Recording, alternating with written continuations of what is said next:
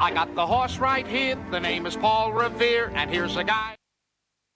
Fans, and welcome back to another edition of Handicappers Corner, brought to you by the Derby Bar and Grill. I'm Mike Keds. Drew Forster. We're going to go through the Holiday Monday, October the 9th races at Hastings. We do have 8 on tap to start at 150. Of course, the headliner is the Grade 3 BC Premiers for 3-year-olds and upwards. They're going to travel 11 furlongs for a nice big $100,000. Yeah, very interesting race too. We'll touch on that a little later. As Mike mentioned, we have 8 races on tap. First post is always 150. Let's get right into it. First run is a maiden $4,000 event for fillies and mares going 6.5 furlongs. Field of 6. Tough to get by the 4 here. The Glen Todd horse, oh so quick. 5 starts, 4 seconds, and a third. She's right there. Not an overly tough race. I think today could be her day. I got oh so quick on top of Darren got 20. I don't mind her. I know she's a 15-time maiden, but only got beat a couple lengths last time. 2 lengths by oh so quick. Going back sprinting. For Rob Maben, who's having another very good year. Now gets Amadeo Perez. That won't hurt her chances either. And I got Kat Skady, a lightly raced daughter of Sungold out of the Barb Heads barn. She looks like she fits in here. She was right there with Darren got 20 last time. Tough to separate those two. I got 4, 5, and 1. Yeah, the 4 horse is definitely the one to beat. I mean, I'm gonna try and beat her, but I mean, I won't be shocked if she wins by 5 lengths. You won't be singling somebody without her. In your ticket, she's on the ticket. But I mean, the 1 horse Kat Skady is the one I think that can maybe have the right running style and ability maybe to beat her. If you go 3 starts back, when she came from off the pace from an outside post, that was a good third behind Discreet Country and Halloween Queen, who went on a tear after that. Those 2 fillies would march in here. And then she came back and went long. And obviously something went off the rails because she was given some time off. Her last race, she was 4 wide and really never got in the race. And she wasn't disgraced, 4.5 lengths to oh so quick, and it was their first run off a layout. So coming back quicker, I just think maybe there's something there. You might get 5 to 1 on her, and you might be able to beat oh so quick. I put pretty soon in for third. I went 1, 4, and 3 in the Monday opener on to race number 2. We have fillies and mares here, non-winners at 2 lifetime. This race come up really tough. Yes, it did. This is a dirty race for non-3 lifetime. Going 6.5 furlongs. Got a lot of fillies and mares dropping in here. I went at the 2 of Star to Be, who's coming down from 16. Had a pretty good effort last time. Did lose to Colleen's Diamond. Those are my top 2, 2 and 3. Yeah. But I mean, I just think there may be a little. Where's My Jenny, the inside horse, may put some pressure on Colleen's Diamond, and Extramarital's in the mix as well on the outside. That might just make things a little easier and a little more comfortable for the 2 horse, the Star to Be, to win the race. And just tactically, that's the only reason. There's nothing between the inside 4 mares and 5. All 6 of these mares are good. They're in it, and they got a shot. It's just a matter of whether they can get a trip. But the Star to Be looks to get the best trip of anyone. Colleen's Diamond for second. She got crushed on the pace last time. Still hung on pretty good. 44 and 3. Track in an allowance race. An Extramarital. Speaking of getting crushed, this horse got really, caused a lot of it. She was the outside speed. She was the one that could have taken a hold, and then they didn't. And it just really, the pace, it was really ramped up, and they went 46 and change, and she was right there at the end. Just got beat late and ended up, getting beat 5 lengths, but still ran a big race, Extramarital, and she cuts back to a sprint. I went 2, 3, and 4. I don't have much to add. I see the race the same way. A lot of speed in here. That is going to hamper horses like Colleen's Diamond, who's probably the most accomplished horse in the race. It's going to hurt her, and that's why I agree with Mike. I got a Star to Be on top of Colleen's Diamond and Extramarital with a better trip under Aaron Grider, who's back in town to ride on Monday, riding for Glen Todd. 2, 3, and 4, same order as Mike in the second. On to the third. Fillies and mares, maiden optional 40/special weight, if you will. I went to the 1 here, High Applause. Good second in the maiden special weight.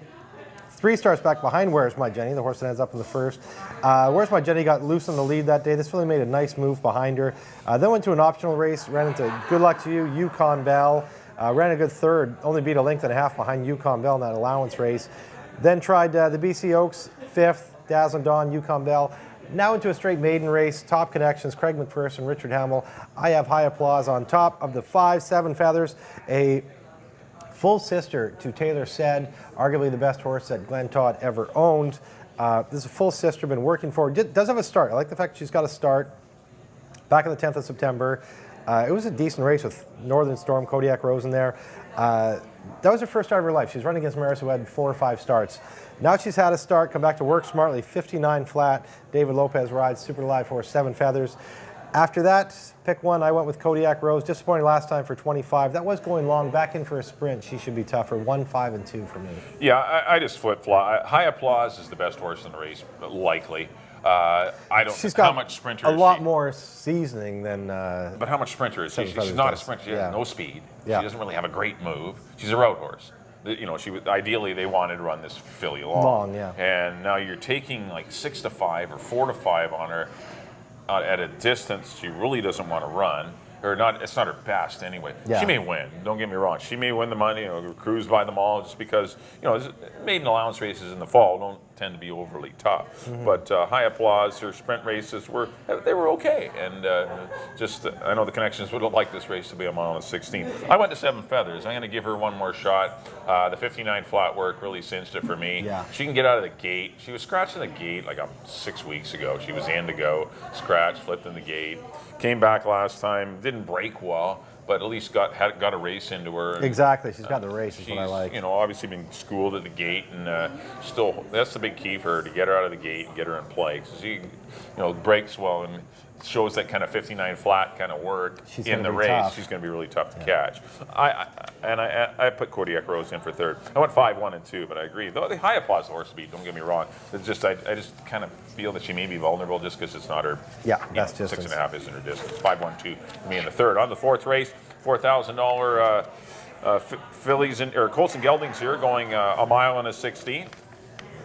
A non-winners of 2 is the distance, and or non-winners of 2 is the a mile 16th will be the distance.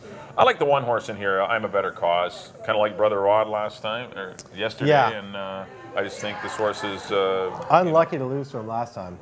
Ran all the way on the head end, and I thought this horse was deserving of the victory, but didn't get it. Still battled right down to the line. I know there is other speed in here with Tornador and my boy Seamus, Barkeeper. There is speed, but it's kind of difficult to see if if they're going to go with this particular horse. But I went 1.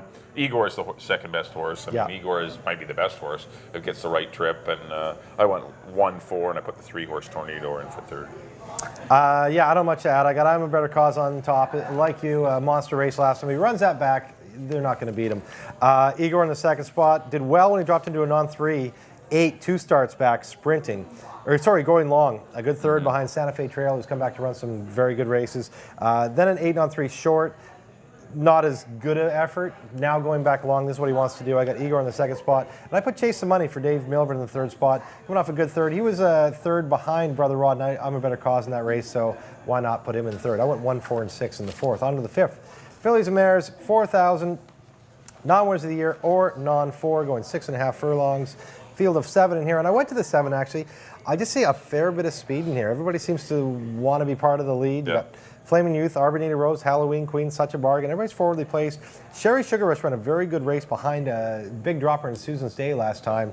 And I think it's going to set up for her. She's in light with Lenny Cicheron. And I just think the shape of the race, she's already won one earlier on this year for 16. In the $4,000 level, she was tough last time. And I think that she gets tougher in this race because it sets up for her. You gonna have a look at your picks there, Mike? No, I just wanted to check. Yeah. Checking the picks. I got Sherry Sugar Rush on top. Halloween Queen's been monster this year. Won 3 straight. Did get defeated in that Zanita Rose HPBA race last time, but that was a considerably tougher race with Valid Val, Texas Alley Cat, who came back to win at 62.50. Halloween Queen in the second spot, and I threw old Josh Murphy horse, so Claire de Lune in the third spot. She'll be rolling late. 7.62 for me. Yeah.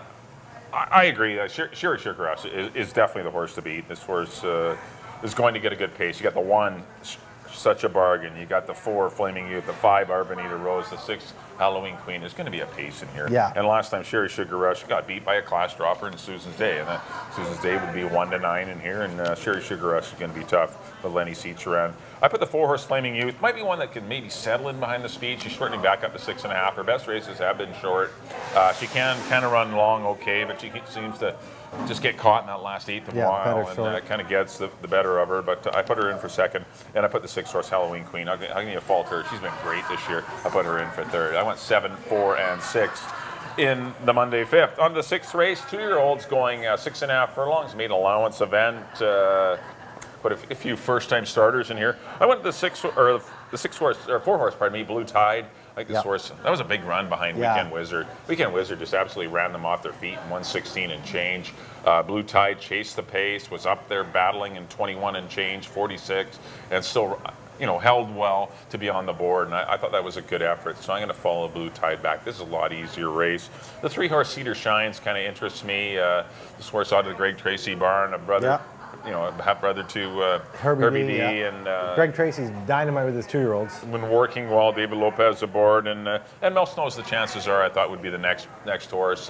Not favorably drawn in Gate 8, but still a horse that didn't get the best of trips last time and might be better. Probably be your favorite, yeah. Yeah.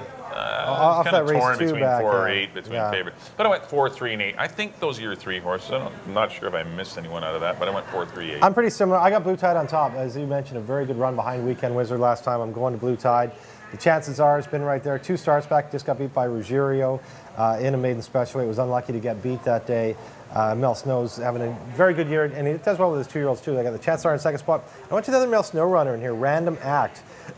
Yeah, Princess. 2-year-old son of Looking at Lucky out of the mare Dearest Princess. Who's a very nice mare in the Mel Snow barn. And Looking at Lucky, they have some Kentucky breeding there. Put him in third spot, 4, 8, and 5. And a very interesting 2-year-old dash in our 6th race. On to the 7th, the Grade 3 Premiers, our championship event for older colts and geldings. Field of 8 in here. I went to the 6 Highway Boss. 2 starts back in that muddled kind of race where there was a fallen horse, like loomed up on Modern like it was going to blow by. Hamill started to take a hold. Mario took a hold. Still then got beat a length and a quarter. Came back proving that that wasn't a fluke and rumped in the SW Randall. Won by over 5 with Aaron Grider aboard. Aaron Grider's back to ride him. No reason he can't do the same thing in here. I got Highway Boss on top of defending champ Killing Me Smalls, who was absolutely demolishing them in Edmonton. Then he opens up by like 8 in the Speed Despair, going on 3/8. It hangs on by a neck. Bothers me, and then loses it. And then goes down to Century Downs, get beat by 14 lengths. So, I mean, tough. I mean, without that race, without that Century Downs race on his form, yeah, if I didn't look at him, I'd pick him automatically, right? But now that scares me. But he still has the class. What is he? A 7-year-old. He's made $540,000. He's a 20-time winner. 43 starts. I'm putting him in the 2nd spot. And I threw Never a Doubt in the 3rd spot. 1 for 25. Gets beat a nose in that crazy race, that Modern Highway Boss race. Only beat a nose that day. 3rd last time. Just beat ahead for 2nd behind Crazy Profit. I'm not giving up on him. 6, 5, and 7 for me. Yeah, I agree with Highway Boss. Highway Boss is definitely the horse to beat on paper. That horse just absolutely crushed them last time. Good. It was a good final time. It was impressive visually. Yeah. It was tactical early, and that's what you need to be in these races, because Killing Me Smalls, you don't want to let that horse get away. That horse gets easy fractions. That horse, you won't catch him. He's a classy dude, but not crazy with the fact that it looks like his form may be tailing off a bit. I don't like him almost getting beat in the Speed Despair. I know. And then coming back with another kind of uninteresting race at Century Downs, but maybe didn't care for the Century Downs track. But he is the defending champ, but I think Highway Boss is your horse to beat. Yeah. I put the 8 Awesome Slate in for 2nd. I like Awesome Slate. I know. He's like Never a Doubt. They're both, to me, the same. Yeah. They're both former claimers that are just getting good. If I could have put one more horse in, it would have been Awesome Slate. And Richard will have this horse, Richard Hamill aboard. This horse will be in play. This horse will be, he won't be letting anyone get too far away because he's got tactical speed and he's a nice horse. He is, and he's on a roll. Well, he's 3/8 rolling right is, now. I don't know, but still he's Summerbird, so it shouldn't be a problem. Awesome again. He got the pedigree to do it, but still very live, and I agree with Never a Doubt. I don't think he really cared for the track last time. He still ran on wide to be 2nd, or 3rd, pardon me. Only got beat Crazy Profit snuck up the inside for and nailed him for 2nd. But still, I thought a pretty good race all in all. And he's a horse that will like the mile and 3/8 distance. He's won it a mile and a quarter in the past. And he's a pretty neat horse. Yes. So and he's in good form. So I went 6, 8, and 7 in the BC Premiers. On to the 8th and final. What do we got in the final race? So we got some Fillies and Mares, non-2-4. Yeah, going a mile and 16th. The 7-horse Forever Crystal, I think, is probably the one to beat. Did take advantage of some pretty fast fractions last time and ran on to be 2nd. But She's you know, cost just me a touched lot out. of money. And, Forever Aaron Crystal. Greider's aboard. Yeah, And, looking to get that's the late kind of double exciting. perhaps with Yes. Highway Boss and But, Forever Crystal. There is some speed in here, so I put Forever Crystal in the mix. The 2-horse Mystic Belief. Wow, once that horse stretched out, that was impressive. That was impressive. Wow, Sean Savacci is aboard. Zaheen Savacci is aboard the 2 Mystic Belief, but a real impressive performance on the head end last time. Just turned back all the challenges and then drew away. Like this is what I have always wanted to do, was go a mile and 16th, and you know, this horse could even win it. And I put the 1-horse Belly Girl. She's been pretty solid. Not a good trip last time. Always Chased a fast pace 3 wide. Throw that one out. She draws better and could track the speed or even set the pace. We'll see. But I put her in the mix. But I think 7 Forever Crystal is your horse. I went 7, 2, and 1. I agree. I got 7 on top. Forever Crystal with Aaron Greider aboard for Rob Maben. Rob Maben, as I mentioned, having a very good year again. Forever Crystal on top. I went with Alder Glory for Christina Mann in the 2nd spot. Yeah. First time this horse ran long at Maiden 4, just got beat ahead. He's come back to break his maiden since then. He's kind of one of those horses that's always right there. He's 6-9 this year in the money. She's done a good job with him, and I like the move to Amadeo Perez, who was aboard when he broke his maiden. So maybe that could help him out a little bit. He knows the horse. Yeah, exactly. Yeah, what was he? 18-1 that day. Alder Glory in the 2nd spot, and I agree with you. Mystic Belief looked very good breaking his maiden for Pat Jarvis going long. 7, 6, and 2. That'll do it for our analysis of the Sunday card, or Monday, sorry, holiday Monday. Yeah, no, it's usually the Sunday, but usually this the is Sunday. our Sunday is Monday this Up week. next on screen, there's Mike's picks. Back in race number 1, I did go the 1, Cascadia. Going to try and get her to defeat the 4 so quick, but definitely the one to beat is the 4-horse. I went 1, 4, and 3. Race number 2, I went to the 2 with Star to Be. Going to go 2, 3, and 4. Race number 3, I went to the 5, 7 Feathers to maybe upset the 1 High Applause with the 2 Kodiak Rose in for 3rd. Race number 4, I went to the 1 I Am a Better Cause over the 4 Igor and the 3 Torneador. Kicking off the late pick 4, I went to the 7 Sherry Sugar Rush. Should get a good pace to run at. 7, 4, and 6 in the 5th. Race number 6, I went to the 4 Blue Tide over the 3 Cedar Shines. In the 8th, the chances are. Race number 7, the BC Premiers. I went to the 6 Highway Boss. He certainly was the boss last time in the Churchill, and is going to be dangerous again. I'm going to go 6, 8, and 7 in the Premiers. And the 8th and final, I went to the 7 Forever Crystal. Going to go 7, 2, and 1. On to my picks, there we go. Back in the first, I am going to the 4 so quick. I think very tough to beat in here over the 5 and the 1. In the second, I went with the 2, A Star to Be over the 3 and the 4. In the third, I went to the 1, High Applause over the 5 and the 2. In the fourth, I Am a Better Cause over the 4 and the 6. In the fifth, I like number 7, Sherry Sugar Rush over the 6 and the 2. In the 6th, I went to the 4, Blue Tide over the 8 and the 5. In the 7th, the Grade 3 BC Premiers, I picked number 6, Highway Boss to defeat number 5, Killing Me Smalls, and number 7, Never a Doubt. And the nightcap, again, I agree with Mike on number 7, Forever Crystal over the 6 and the 2. Well, thanks everyone for tuning in to Handicappers Corner. Just a quick reminder, after this weekend, there's only 2 more live weekends at Hastings. 4 more race days after this. Live racing next Saturday and Sunday, October the 14th and 15th. And then closing weekend, October 21st and 22nd. The 22nd will be a really good day. It's kind of a BC Cup day. That's right. Got BC Cup Classic, Distaff, the Nursery, and the Debutante for 2-year-olds. 4 stakes races on the closing day card. That's on October 22nd. But still 4 more racing days after this weekend. So lots of exciting racing action. Please, everyone, enjoy the BC Premiers. Yes. It's going to be a great afternoon. Weather's supposed to be great. If you can't make it out to the track, the Derby will be open here. Yeah, we're Please open here. Come on out and enjoy the comforts of the Derby Barn Grill. Lots of simulcast TVs and good food specials and a good atmosphere here. If you can't make it out to Hastings, on behalf of Drew, thanks everyone for tuning in. We'll see you next time here on Handicappers Corner at the Derby Barn Grill.